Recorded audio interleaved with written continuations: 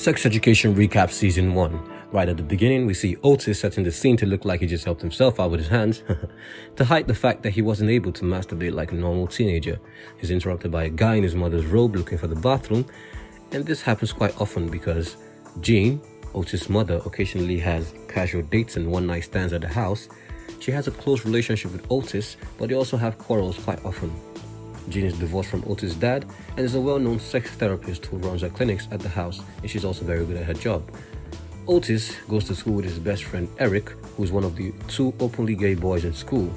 And then you have everything in your average high school teenage drama. We've got the rich kids, they're called the Untouchables. We've got excessively horny teenagers, and then there was Maeve Wiley, mysterious schoolgirl in school who people are afraid of, but they pick on her anyway. The Untouchables hate Maeve, and she hates them too. Otis bumps into Maeve in the hallway and he apologizes, but she's really pissed. There's a ticket for running in the hallway, and there comes Jackson, new head boy and one of the coolest kids in school, and he's here to give Maeve a ticket. So Maeve isn't having a great day so far, or is she? The ticket says, "Meet me after school," and so they meet up after school and they have sex in the back of Jackson's car.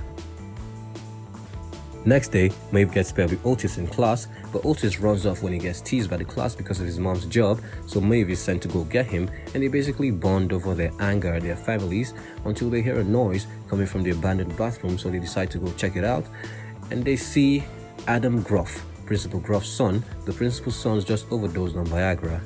Adam has different issues in his life right now. You see Adam's dating Amy. Amy's Maeve's only friend in school, but she's also a member of the Rich Untouchables, and it turns out Adam can't get erections, or when he does, he can't orgasm. Anyway, back at the bathroom, Otis starts to talk to Adam using some weird therapy method, and Adam starts to actually get calm. Maeve watches observantly from the sides. Adam thanks Otis, and with this newfound confidence, he goes to have sex with Amy, and he actually has an orgasm.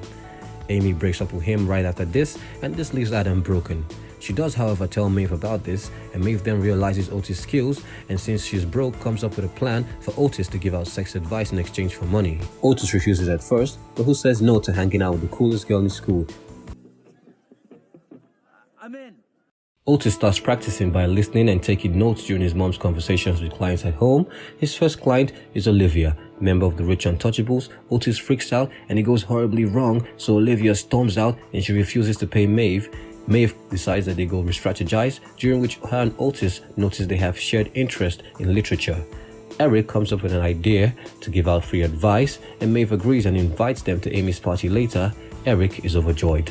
They arrive at the party and decide to spread out to look for clients. Adam's there and he's still heartbroken. He wants to know why Amy broke up with him, and she says it's because Adam is an embarrassment. This is tough on Adam, whose father already thinks he's an embarrassment. At the party, Otis finds his first successful client when he uses his magical therapy skills to help a couple see the best in themselves.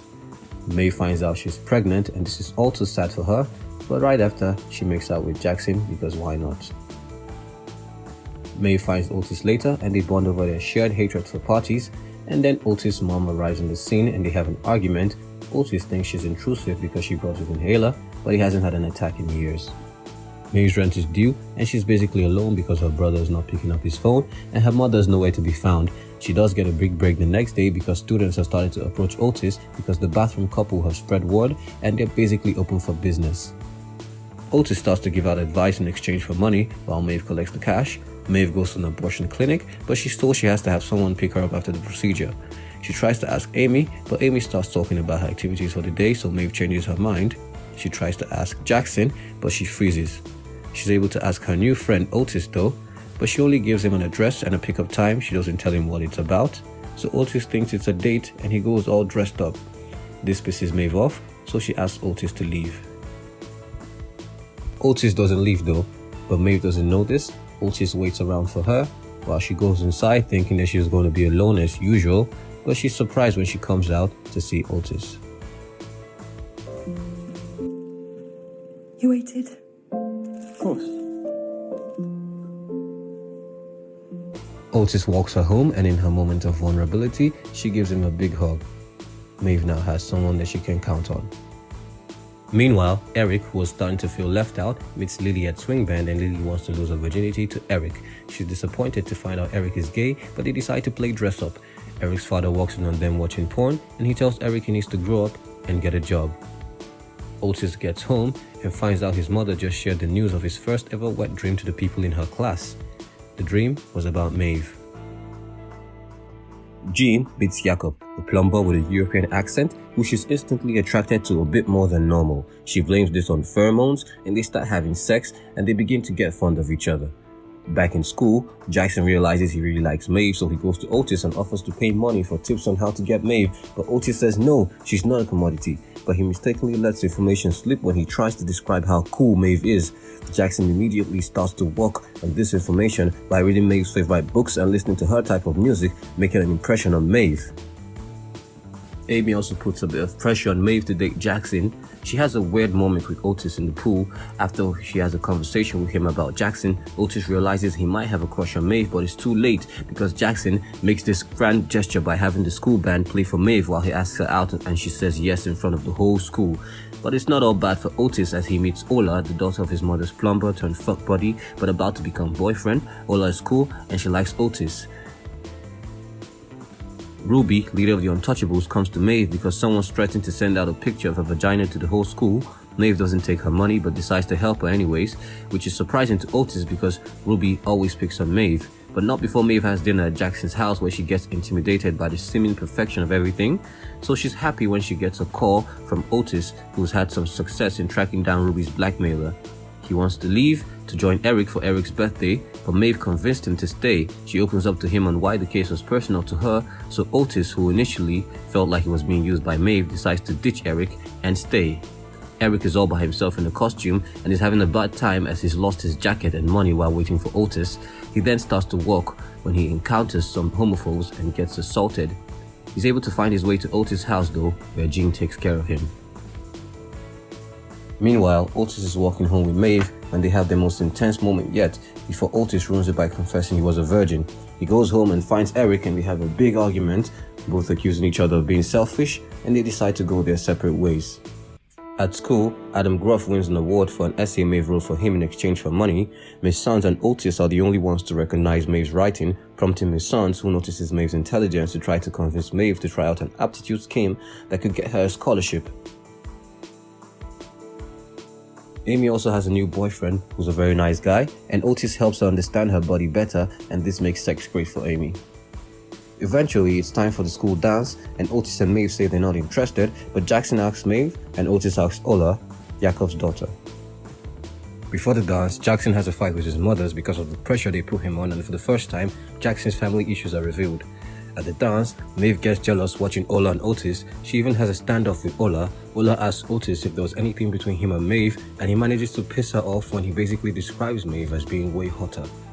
Oh, Maeve's brother is also back in town and he sells drugs to a kid, which Maeve observes. The kid gets suicidal and everyone is like, "Do something, sex kid." So he uses those supernatural abilities to talk to the kid. He talks about how it hurts to love someone who can't love you back. Maeve realizes that he could be talking about her. Jackson realizes what's going on and he gets very sad. So later he tells Maeve about how he got information about her from Otis in exchange for money. Maeve gets really upset and says Otis was right for suggesting that they end the sex clinic altogether, and she walks off. Jackson gets home and has a fight with his moms. He spends the night in Maeve's house where it's revealed he has anxiety issues due to the pressures in his life. Everything isn't bad though. Otis makes up with Eric, who is now in a better place since his assault. He is however serving detention with Adam Gruff, leading to the most unexpected scene in the season yet, as he makes out with Adam, and there's even some fellatio. So this seems to be a great time for Eric until Principal Gruff makes good of his threat to send Adam away to military school, leaving Eric devastated. Jackson is also devastated to hear that Maeve might be leaving the school due to her brother's drug dealing stunt, and he's upset because he's always the last to know. This leads to a moment where Maeve admits to not loving Jackson, and they break up. Jean apologizes to Jakob for pushing him away. She also has a conversation with Otis, reminding him that he was a good person, after which he apologizes to Ola and they decide to explore something more than friendship. He also apologizes to Maeve by stealing Adam Gruff's award and giving it to her. At this point, she decides to tell Otis how she feels about him, but this time she's the one that's too late as she meets Otis and Ola kissing, and now she's alone and she goes back home, but she's happy to see a friend waiting for her there. It's Amy. Amy stopped the Untouchables to be best friends with Maeve after she hears Maeve might be leaving school. Otis can't stop thinking about the kiss with Ola, so we're right back to the beginning with Otis in bed, but this time, for the first time ever, he's able to reach the big O. And And that's the end of Sex Education Season 1.